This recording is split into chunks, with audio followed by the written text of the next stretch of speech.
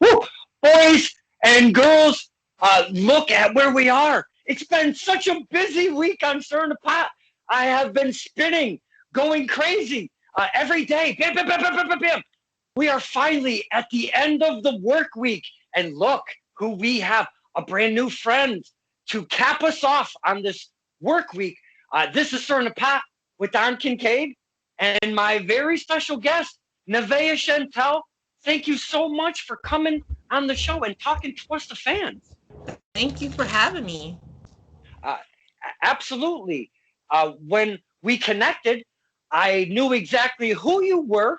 I know just a tiny bit of your history, but that's what we like to do on the show is get to know the talent that comes on here. There's no formula, there's no runtime, there's no script. It's an open forum. You can say whatever you want. We like to have fun. uh, so, first off, before we do get started, welcome again. I appreciate your time.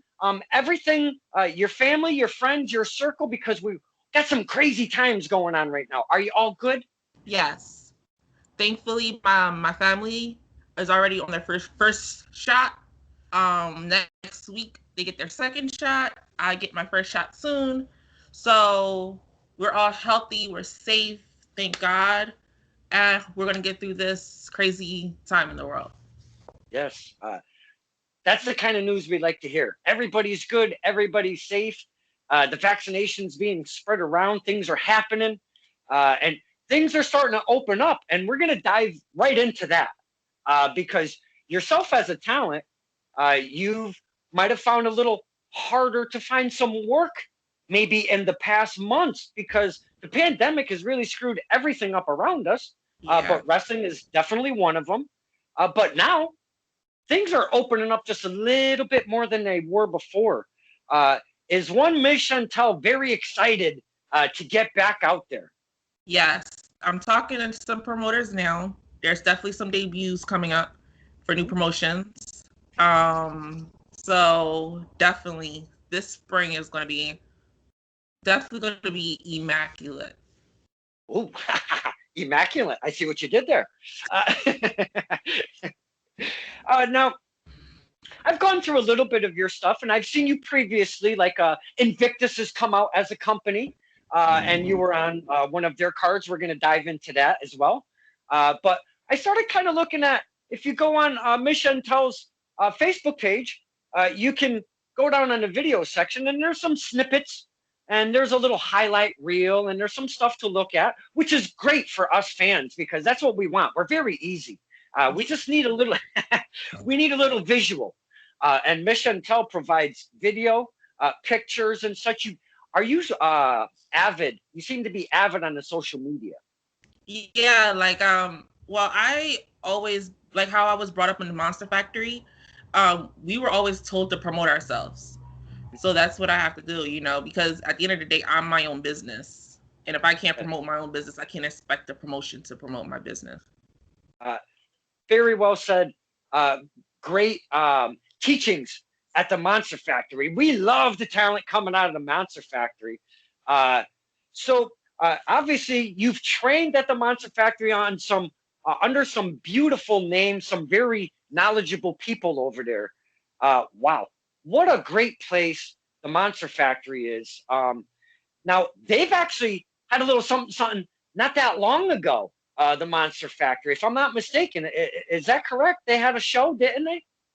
Back in December was the last show. We're about to have another show tomorrow.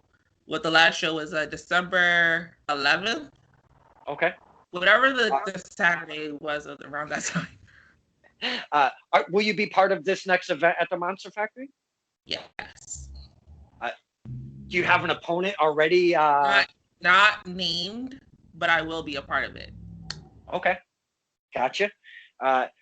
We like to know these things, boys and girls. If you don't know what the Monster Factory is, get on the social medias. Type those 3 words up. The Monster Factory. You can't miss it.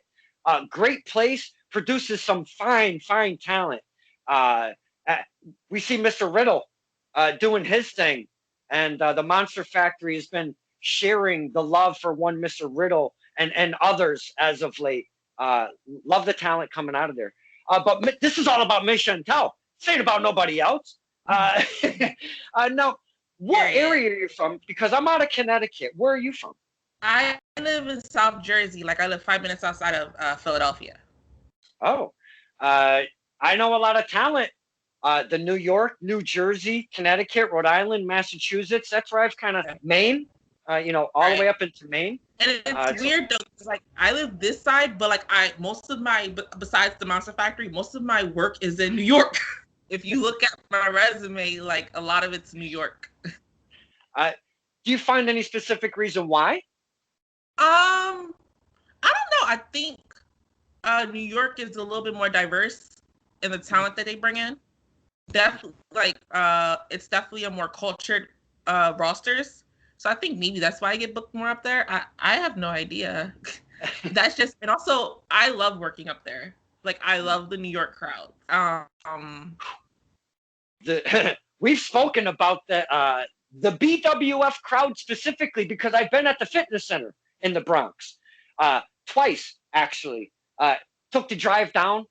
We went to go support our friend Nutrius X that I met at Paradise Alley Pro Wrestling in East Haven, Connecticut. He invited us to the Bronx, so my father and I take my dad to all the shows. He's retired and loves going to the shows with me, and we have a lot of fun. So I went down there for Nutrius X to the fitness center, but the more recent one was when Dominic De Niro won that BWF heavyweight championship off of one TJ Marconi. For me as a fan, I was loving it. We had a fantastic time that night.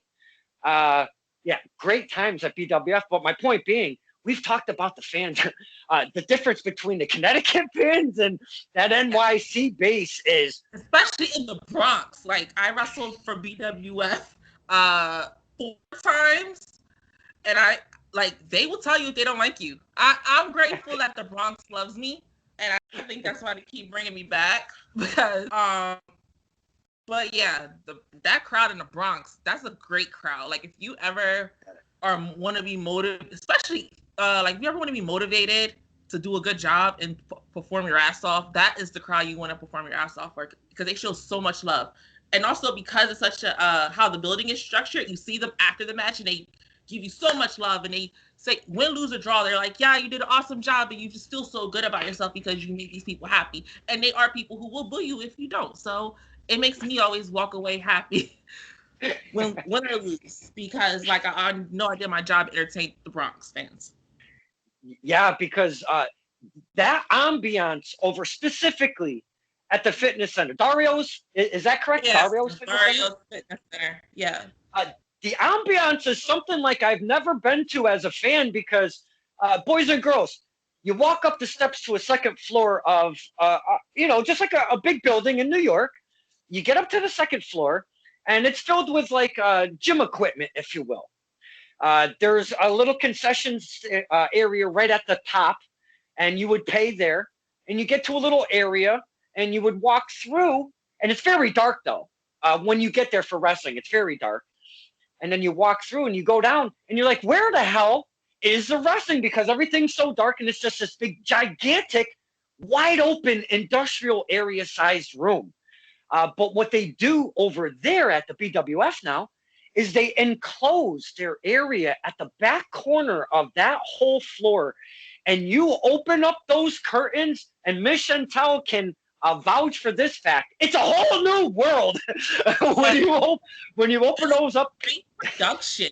Like if you ever watch BWF's their full shows on their YouTube channel, amazing production. Some of the best production on the indies.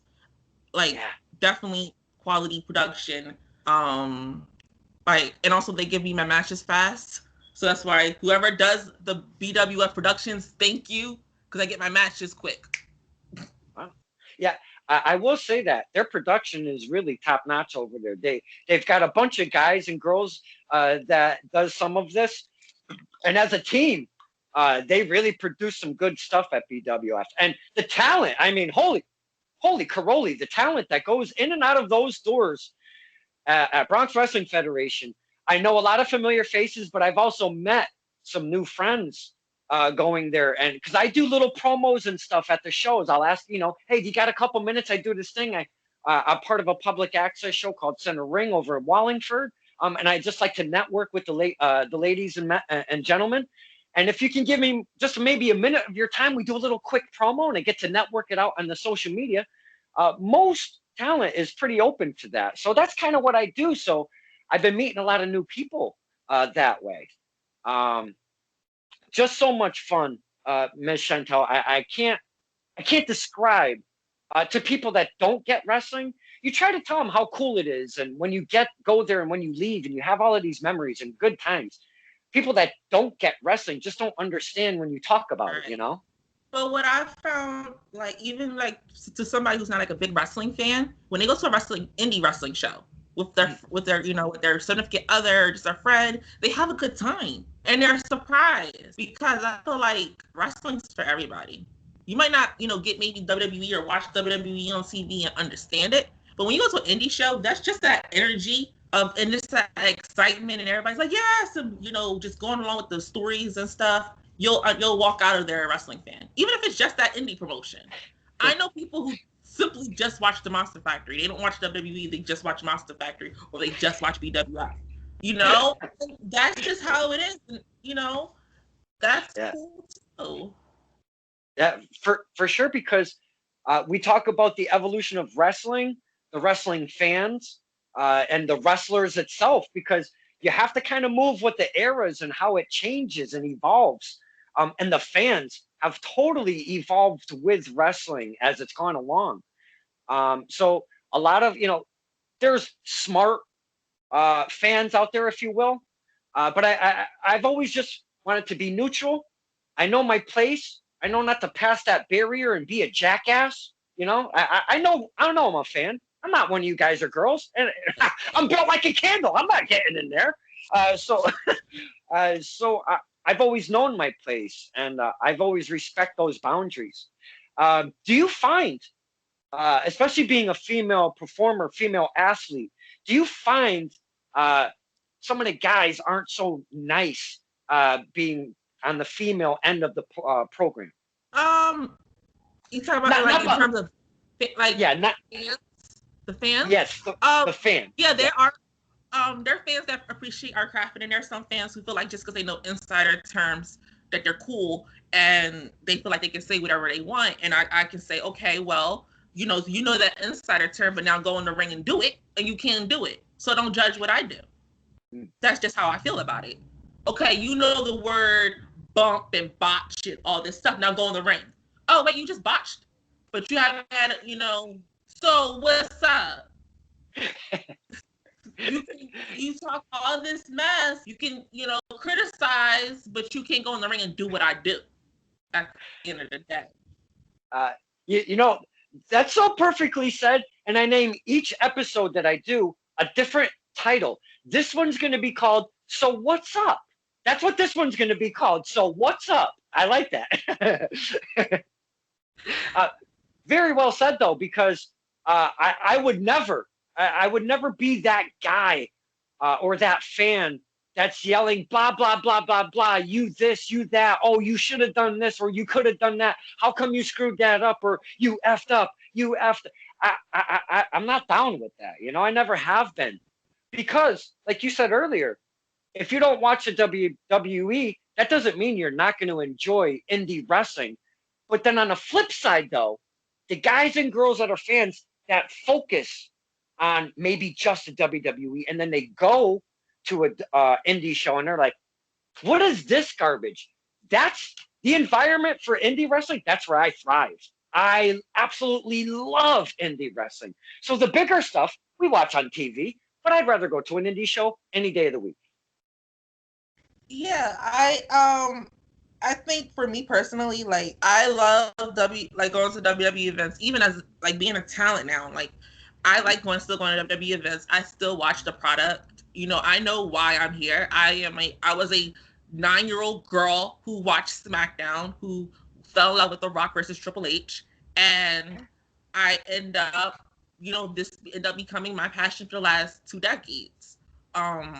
I know where I came from. So I would never look down at a fan for having their opinion. You know what I mean? But you won't ever not tell me I'm not good enough for my love or my passion. Because I took the guts to follow my dream. So you're gonna know your lane and sit there and you're gonna watch me do my dream. And that's why I know my place, because of those boundaries that we spoke of earlier. I'm not an athlete. I'm not a performer. I'm a skinny little dude on the other side of that guardrail, having fun as a fan. So I've always respected for what you guys and girls do, because it just takes so much physically and mentally. You have to have both. And without both of them, you're not going to succeed and go further. Well, in anything, I guess, in life, but in wrestling, for real. If you don't have both together, you're not going to go too far. Right. Now, speaking of WWE, a lot of the talent that I've spoken, well, not a lot, but some of the talent that I've spoken to have families. They know where they are in wrestling right now, and they're comfortable maybe being on the indie scene. But there's so many that, WWE, the AEW, and all of those bigger platforms. Yeah, that's where I'm going. That's where I'm definitely going to be there one of these days. Where's Miss Chantelle sit in there? To be honest with you, like, if you would have asked me this question 6 months ago, I would have probably said, I just want to be somewhere, and make money and be happy. But this pandemic reminds me that life is short, and what I really want, and I'm going to get signed. I don't care who believes I'm going to get signed. I'm going to get signed. And that's just what I'm going to manifest for myself, because life is too short. This world is too short to second guess myself or tell myself that I can half get what I want. I want to be in NXT. I want to be in AEW. And that's just what I'm going to manifest myself, period. I right now am, it's weird. I'm dealing with like a minor injury. I'm still working through it. But that was another thing to tell me, like, oh my God, I could have been out of wrestling for months if this knee injury was worse. So right now I'm training harder than I've ever trained in wrestling, and and I've been training for years. But I'm now training harder because now I know my worth and what I can contribute to wrestling. So if you want my answer, Nevaeh Chantelle will be signed to a major promotion before it's all said and done. That's what we like to hear. That confidence, a goal set to be on that bigger platform, because when you get in it, you can't half-ass being a wrestler. You have to go 1,000% or nothing. Right. So I applaud you for looking at that bigger platform. Maybe at one point in my career, I was like, I'm cool where I am, for whatever the reasons are. But then to think about and switch it around and be like, you know what? Screw being I'm comfortable with just this. I want this, so I applaud you for that.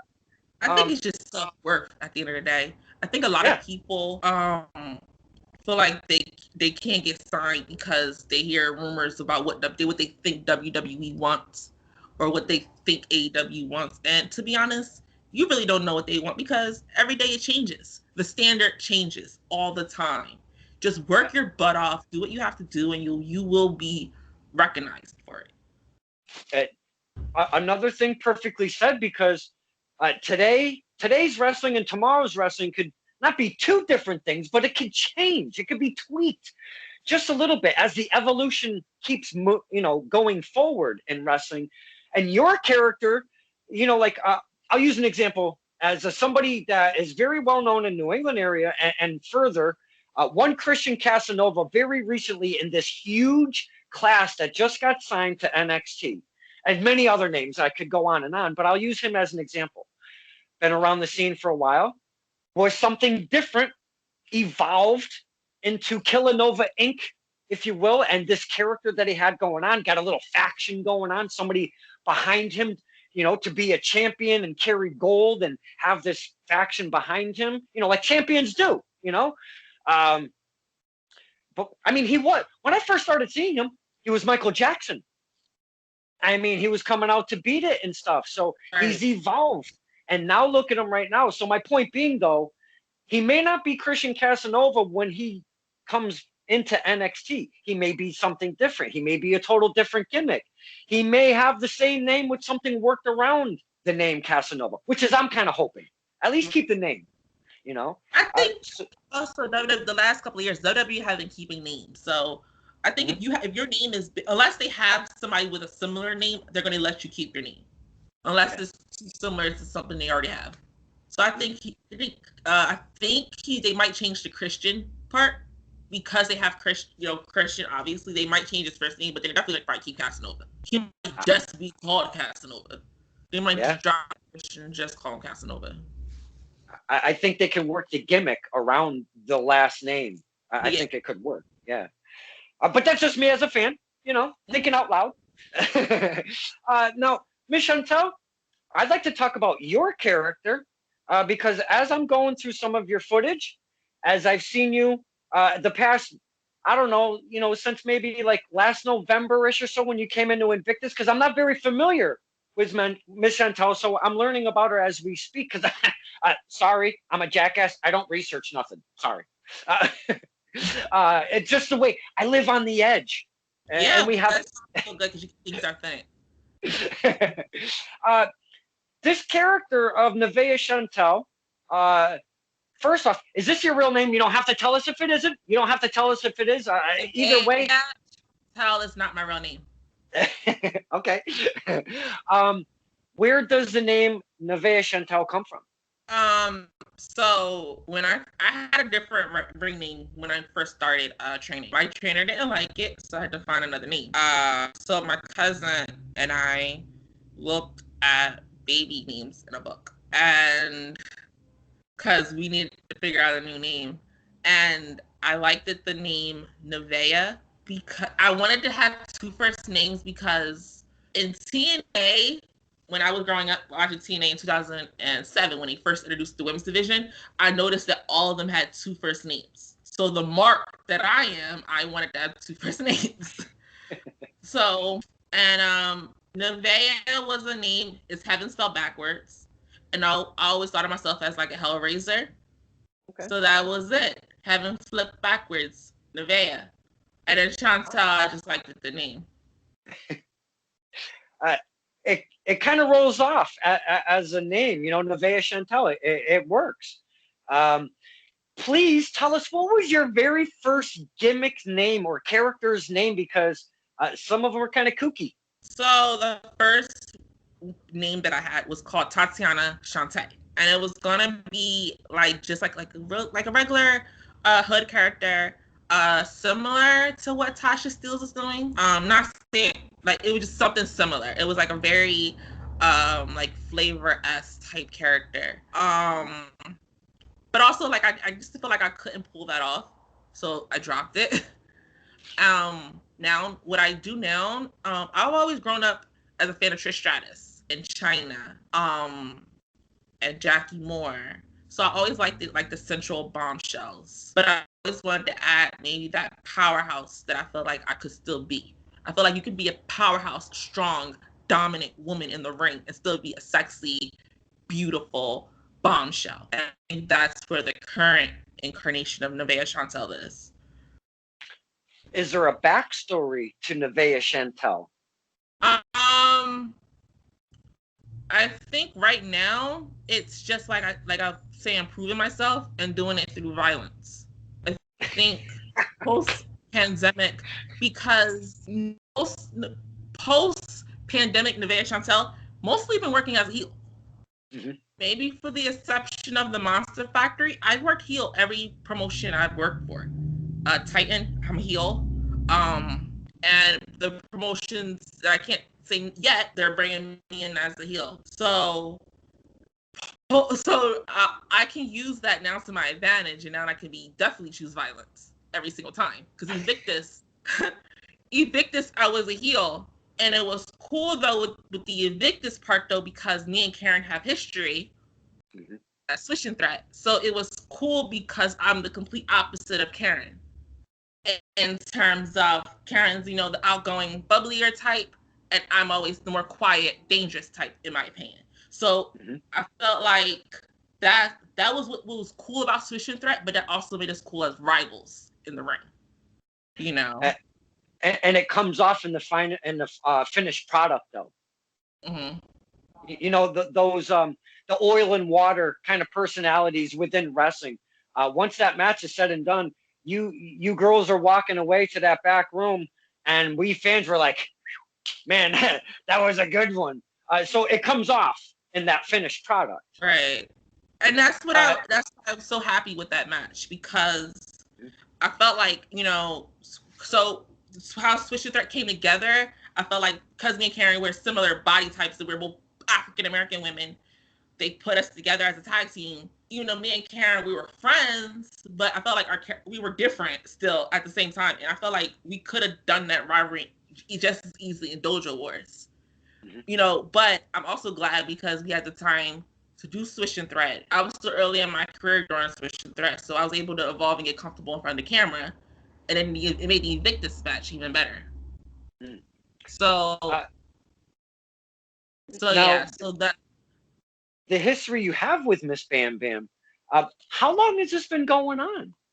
We did Swish and Thread most of 2019 at Dojo Wars, and then we did WSU. And then we stopped a little bit before the pandemic because they were going to let us finally do our own thing.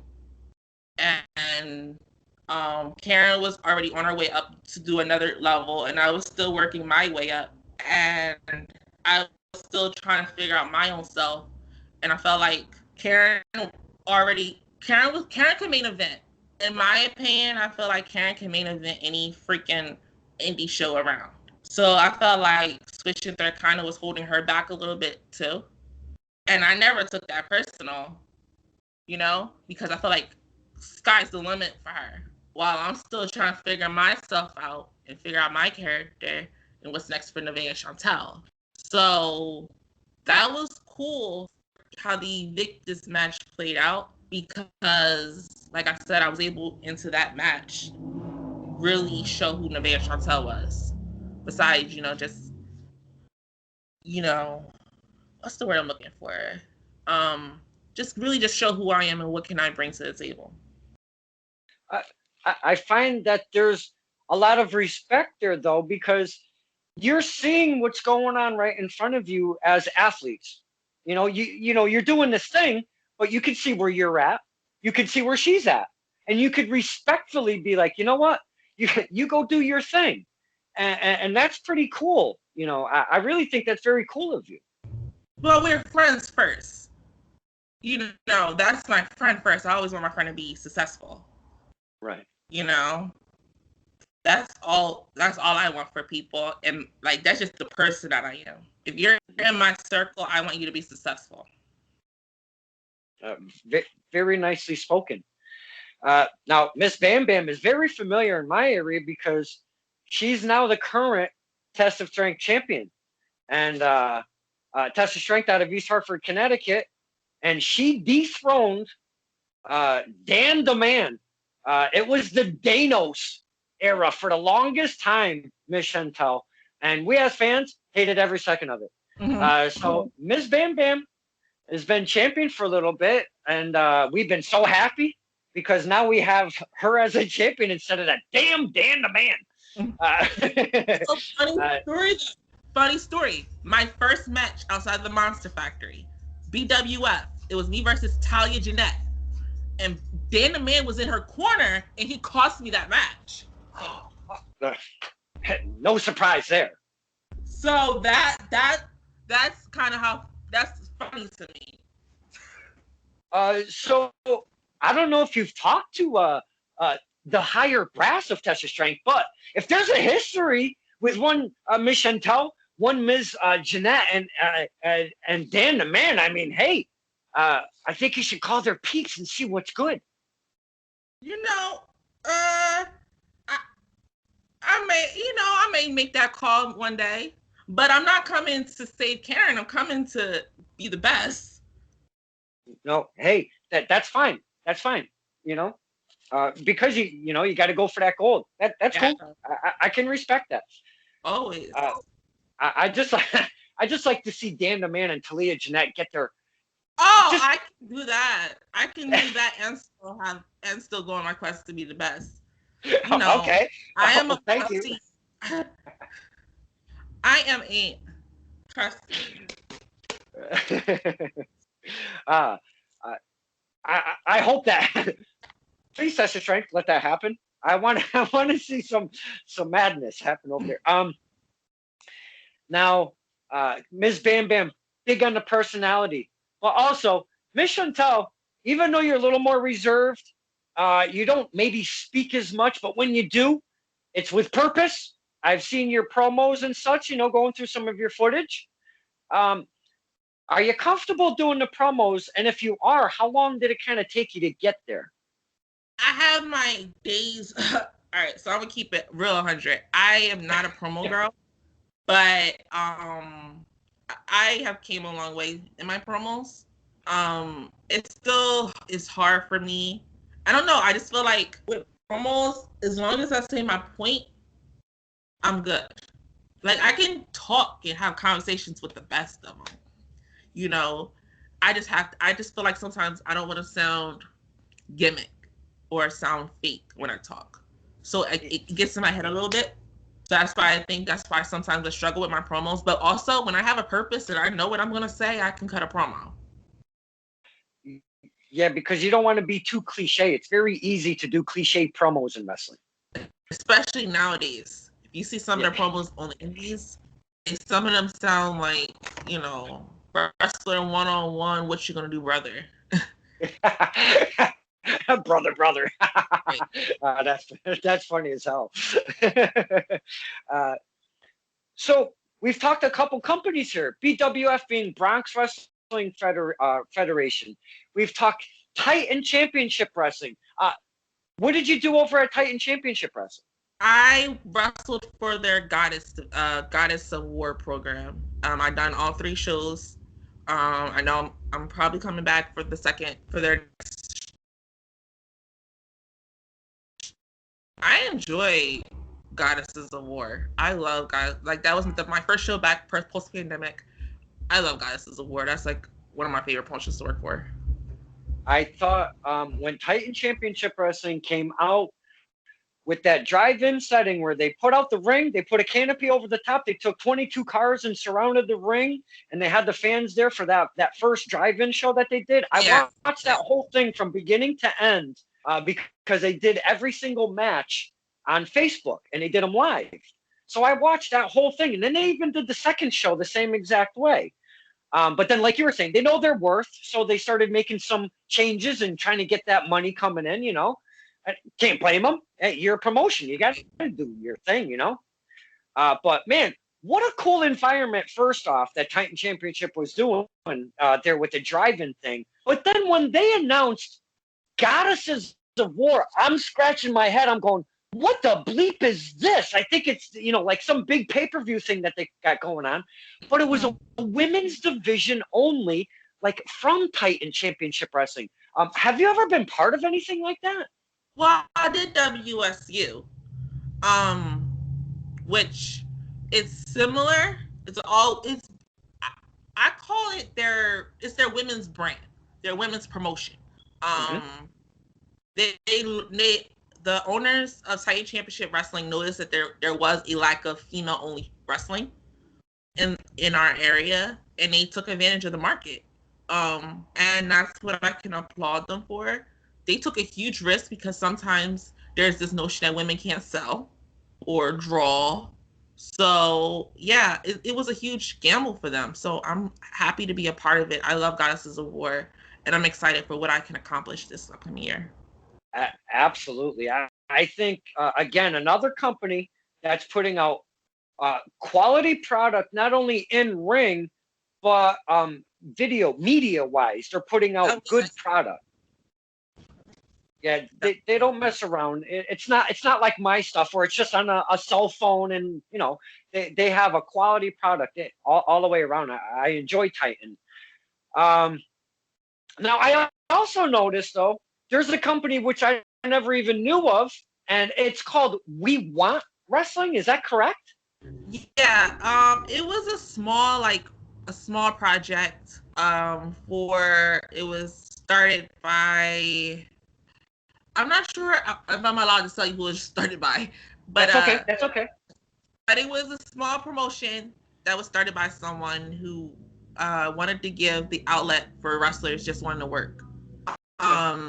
And it was that I like We Went Wrestling because it was cool for me because I was able to for the first time develop a feud. Um, Develop a feud, know how to build a feud properly. And it was exciting because also I was able to participate in my first Falls Count Anywhere match, so that was cool. Oh wow. Specialty matches are something so different because you're used to the traditional, within the ropes, you do your thing outside or whatever at the count of 10. But doing a specialty match, no matter what it is, changes the game entirely. Were you a bit nervous walking into this? I was nervous because I was excited at first because me and my opponent had all these ideas of what we wanted to do. And then the day of this match, it rains. So we still kept most of it, but the big part that we wanted to do, we had to take out. So I was kind of a little disappointed, but it was still fun. I enjoyed myself, and it was one of those like childhood self-fulfilling prophecies. Like, yes, yes, I'm able to do it.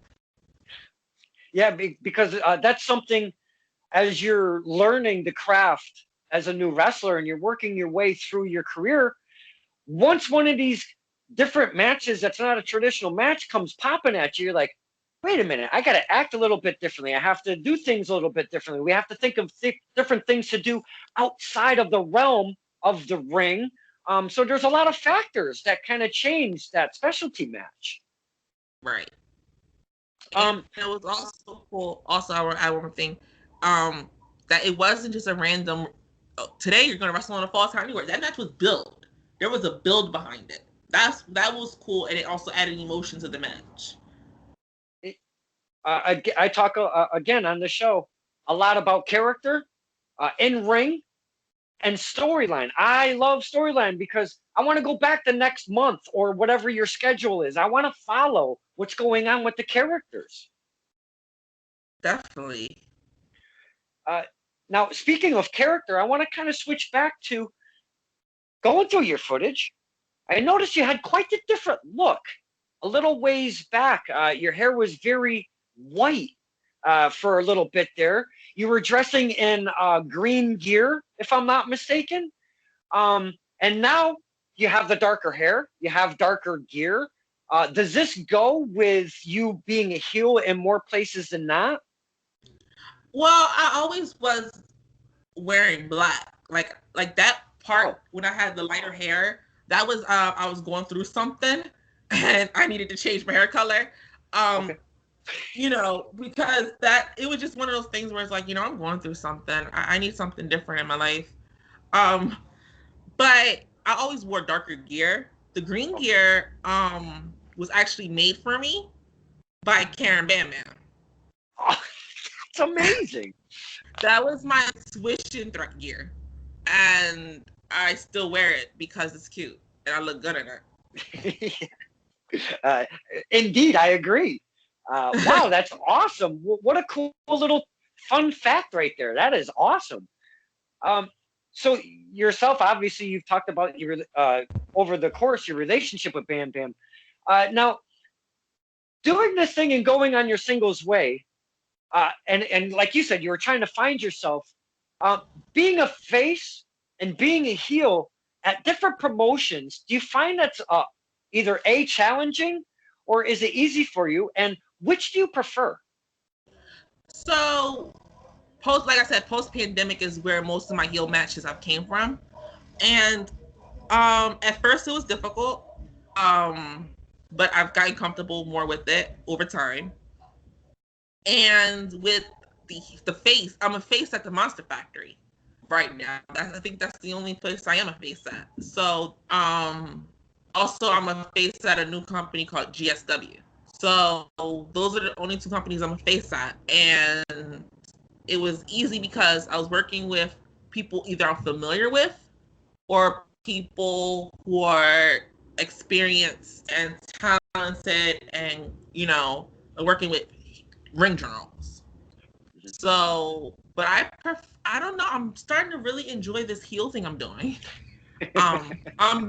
Maybe because now I'm comfortable with it because I was a baby. Like I had kind of like I feel like when I was a baby face, I was so comfortable in a baby face role that I became a crutch because I couldn't evolve and grow. With the heel now, I have to think different, be different, and it challenges me. So I prefer to be a heel right now. If you would ask me that question 6 months ago, I would have said baby face. I love, but right now I'm just enjoy being a heel. And I'm still learning how to be a heel because I was for Victory Pro Wrestling last year. I was being a heel there, and I struggled to get booed. So like I was teaming up. It was me and Anastasia Morningstar. We were teaming up, and they wouldn't boo me. It literally took. Like the match, my last match there before the pandemic, for them to start booing me. And they maybe booed me for a minute, and then they loved me as soon as they saw me at the what's it called, at the intermission. They loved me again. So I was like, damn, that came out intermission. Oh man, the talent you've been able to work with though so far. Can I ask you first before I go any further though? How long have you been in the business, if you will? In the business, 5 years. Okay. I started training December 2015. Okay. Now, do you take the training part, time? Do you take that out of? I've been wrestling for 4 years, but say you've been in training since for 5. That because my training was very scattered, and that was only because of how I didn't come into wrestling as an athlete. I literally had to learn a lot of stuff because I wasn't athletic. It took me a slower time to learn things. So when people ask me about my ring experience, I always tell them when I had my first match instead of telling them how long I've been training. I got you. Fair enough. Now, getting to that point though, because I'm not athletic at all, believe me. Not limber, not flexible, none of that good shit. But you not being athletic and working your way into wrestling, it's that challenge that you have to persevere through.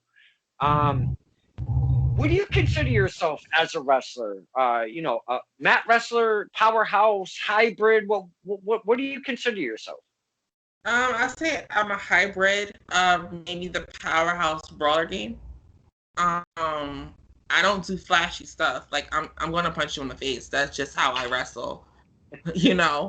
Everything I'm gonna hit you and I'm hit you hard, and that's just how I am.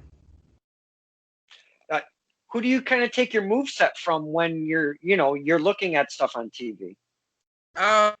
China,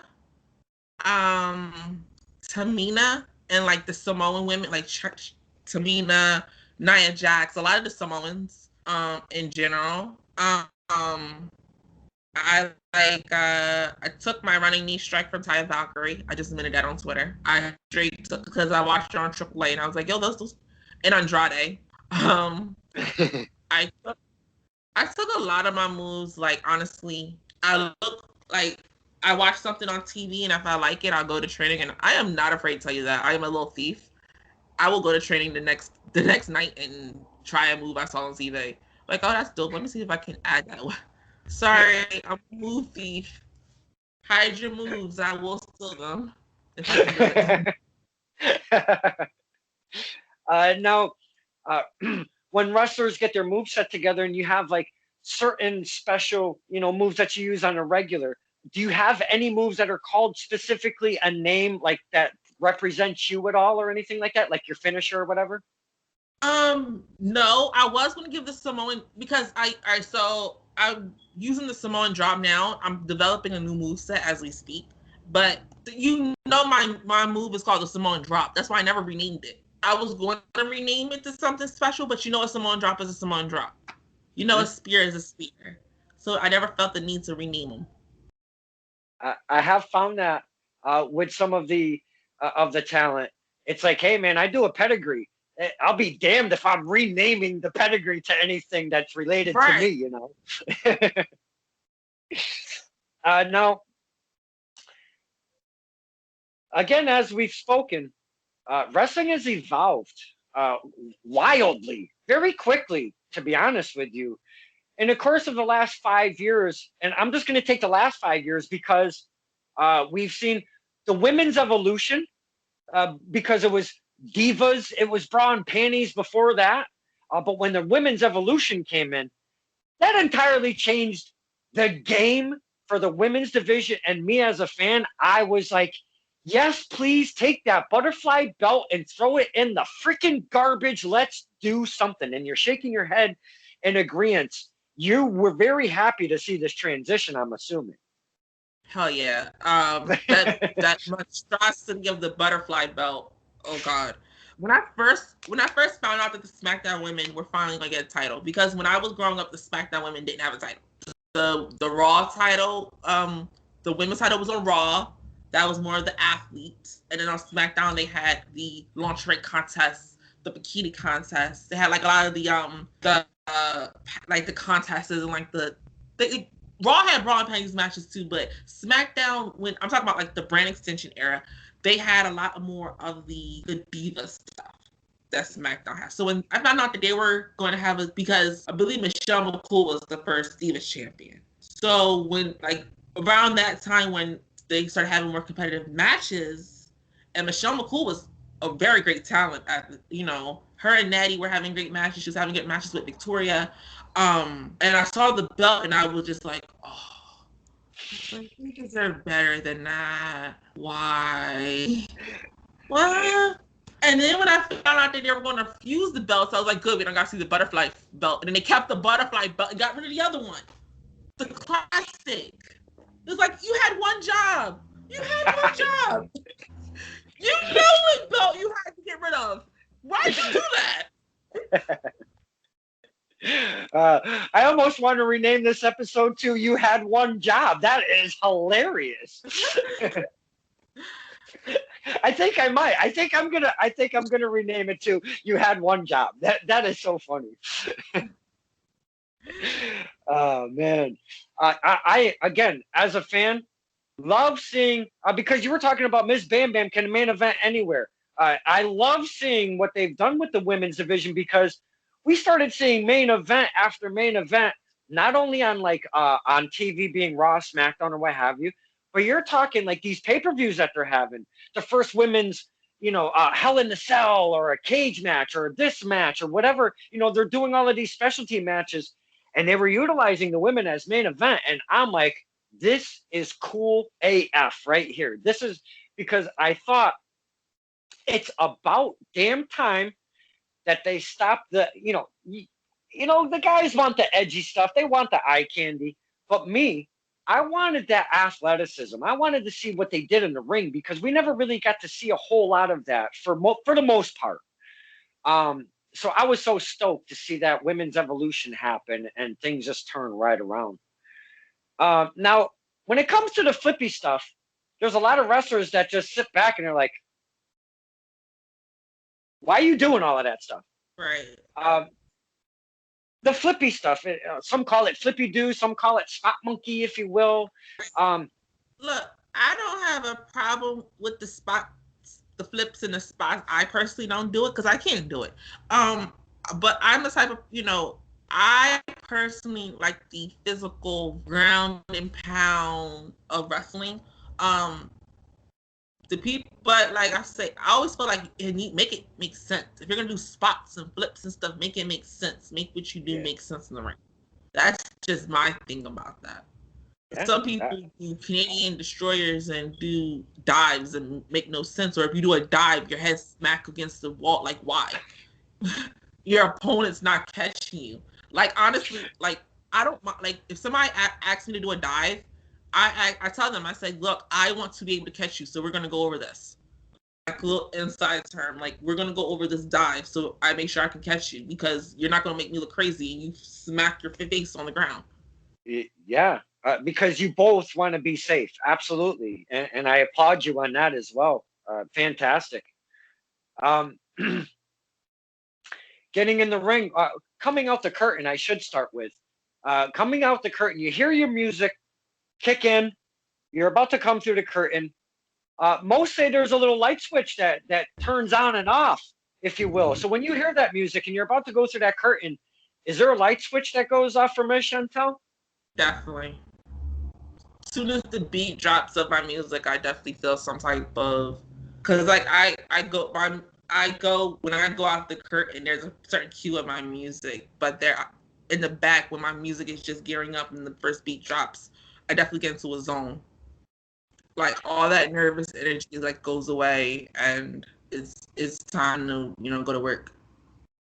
Is there any prep leading up to that? Maybe hanging in the gorilla position, doing a little something something, or sitting in the back doing a little something something. It depends on the match. Most of the time, what I like to do is just kind of go over the match in my head, be a little bit more espresso. Maybe listen to music. Like I kind of go in a little bit more, tell myself some affirmations, and just kill it. Leading into matches against women is much different than leading into matches with men because there's so much intergender wrestling right now. Have you been part of the intergender scene? Yes. Do you prefer? Are you comfortable with it? Or I love intergender wrestling. I absolutely love intergender wrestling. Like I told you, I grew up as a big fan of China. That was like my idol. So I love intergender wrestling. I want to do more of it.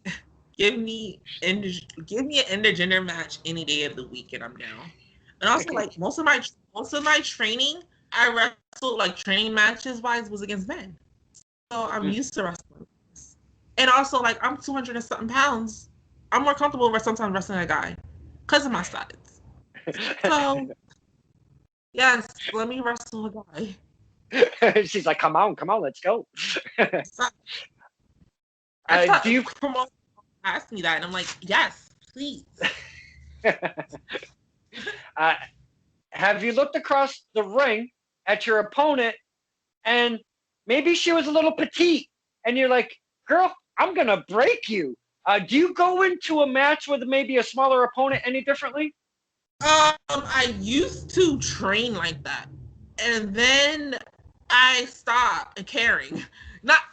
Of course, I'm gonna be safe in the ring, but I stopped caring because I feel like she knows what she signed up for, and I feel like, especially with the current generation of female indie stars, there are a lot of thicker girls now on the indie scene.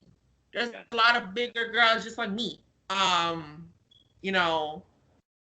Like Faye Jackson, and there's girls like that's like thicker and bigger and bootylicious and shit like that. So that small petite girl gonna have to get over it because they're thicker girls here on the indies, and we're taking over.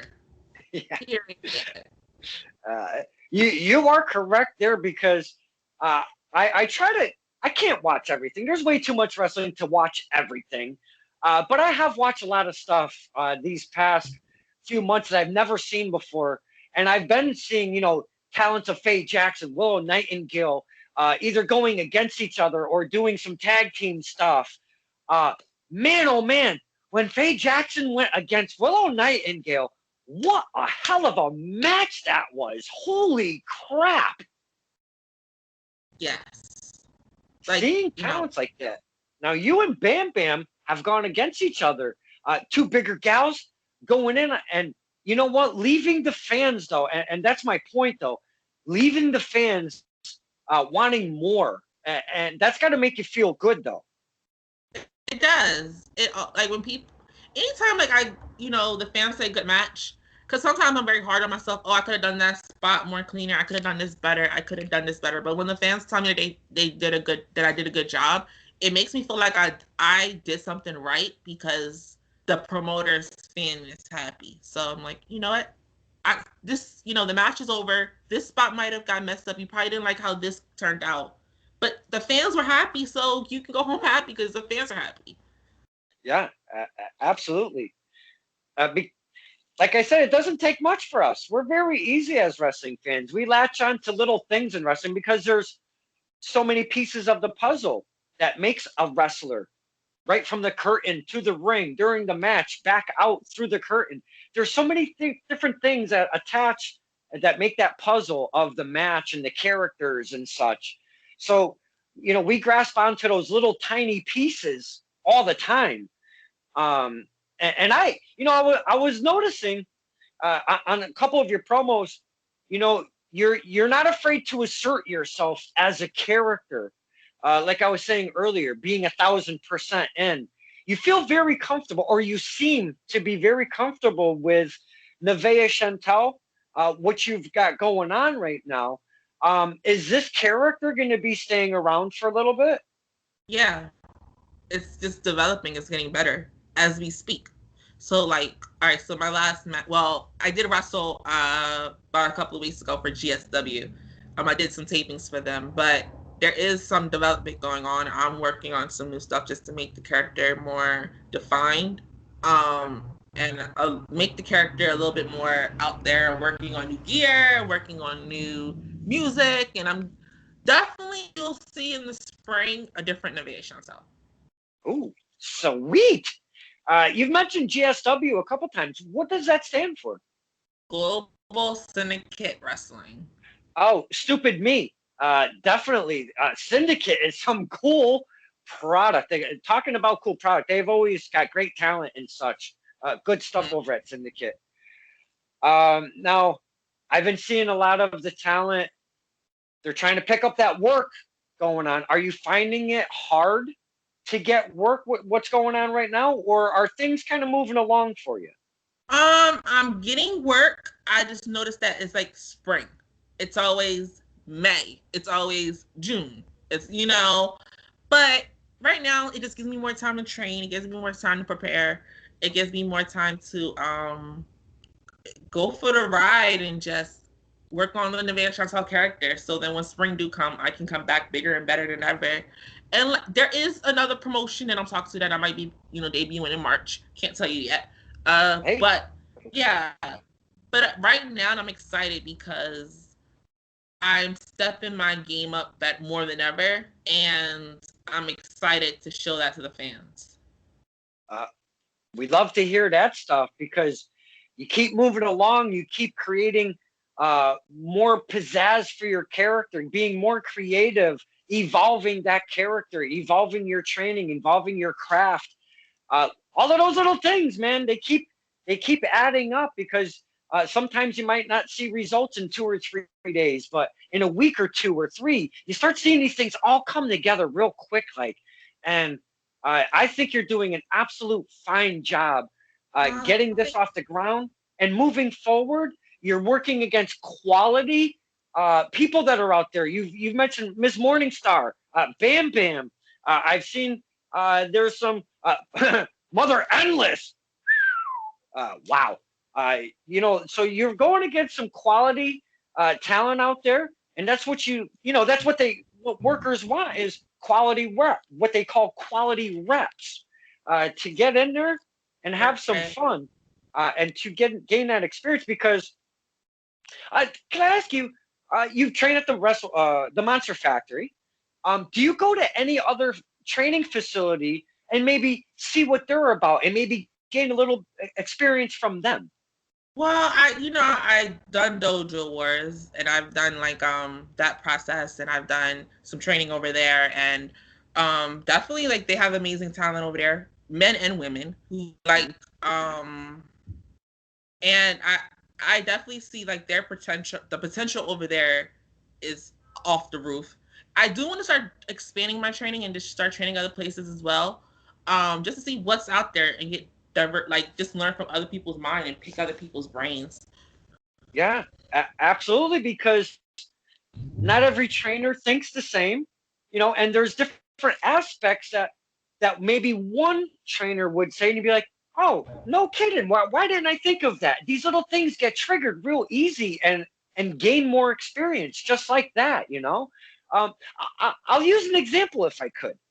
I'm at Battlefront Pro Wrestling, and I have the privilege to go there a little bit early and hang out with the guys and girls. I do promos, like I was saying, I do promos, and I'll help and set up and stuff while I'm there. I'm not afraid, you know. And Anthony Green was there, and he was working that show. But during the prep time, leading up to bell time, you had some of the workers in the ring. You know, they're running the ropes, they're doing a little bit of something, something, they're getting their things going.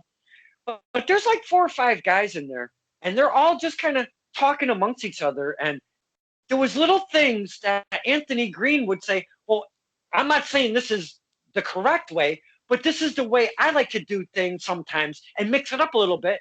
And he would show maybe getting out of a wrist lock, or you know, a hammer lock or something, or a headlock even, and just doing little things and just spreading that little bit of knowledge to the younger guy. And I know he's a young guy, but the less experienced guys, I'll put. And it was just Ms. Nevaeh Chantelle, as a fan, I get goosebumps just talking about that shit, because it's so cool to see those experiences passed on. Yeah, that's also like a true vet.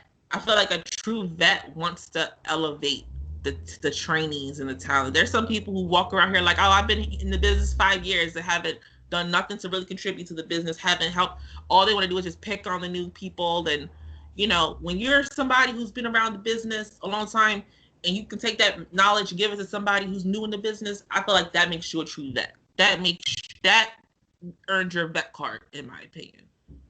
And that's why I found it so special. I wish I could have taped it, but they would have been pissed off.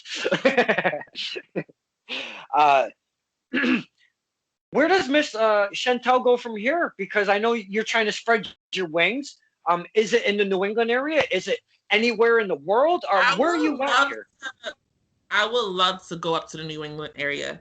The talent up there, the Davians, and you know this. I would love to work up there. Like we talked about Test of Strength. I wouldn't mind working there. I wouldn't mind working maybe at a PAPW, or maybe working up in like Boston area or something, or Maine, even going up all the way to Maine. Like, I would love to start working up there. That's like kind of like my goal for the rest of the year. There's great promotions all up and down the East Coast. Make sure you stop in the RI, because you've got XWA Center over there in West Warwick. That place, always a great time. Yeah, definitely. I definitely have to make it. Like, XWA is definitely one of the promotions I want to work for. I always watch their clips online and stuff, and I'm like, I want to work there. Yeah, great stuff up there. Now, Ms. Chantal, we've been talking for an hour solid, and it feels about, I don't know, maybe 15, 20 minutes or so. I know. We've talked about, excuse me, we've talked about so many different topics. We've learned about Ms. Chantal, about her career, her character, what she's digging in the wrestling nowadays, what kind of wrestler she is, and so many other topics. I thank you for being very open and candor, and just kind of hanging out and talking wrestling and getting to know you with the fans. I do appreciate that so much, because we're all so busy right now. I know. Actually, like, I was like, you know, I was like, oh, 5 o'clock, that's like the perfect time I could like talk and not be in a rush before training. You have training this evening? Yeah. Oh, excellent. So we finish off the work week. We got an interview, and she goes off to training. This is a good Friday night, if I say so myself.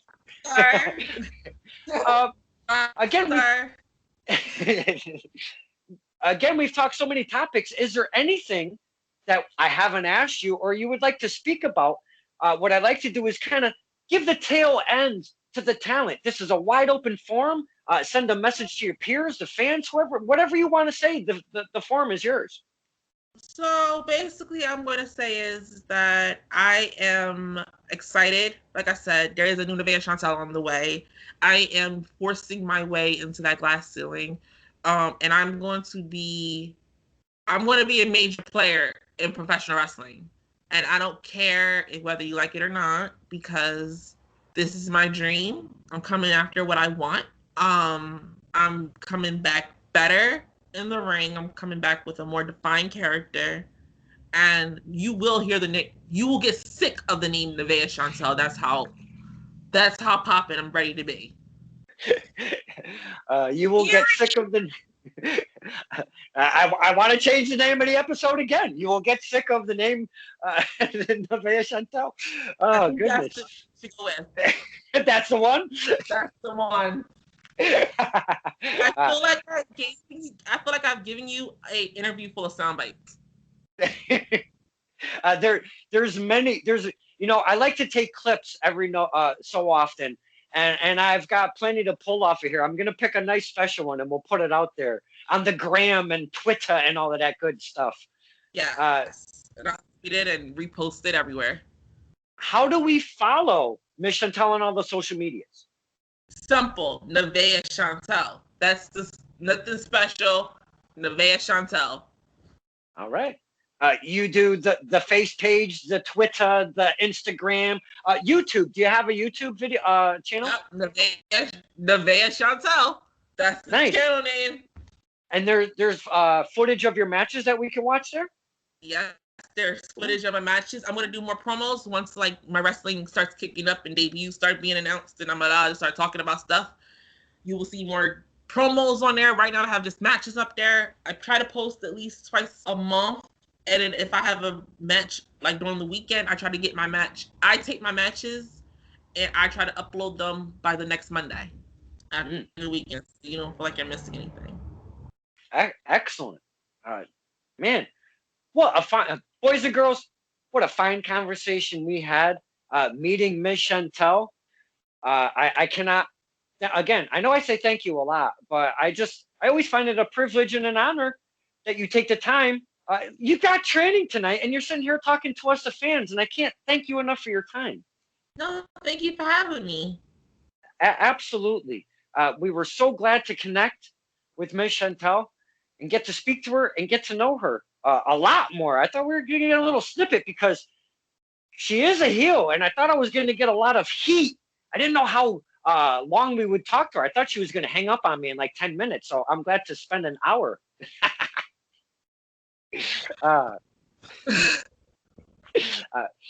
This is Stirring the Pot with Don Kincaid and my very special guest, Nevaeh Chantelle. Thank you so much. Thank you.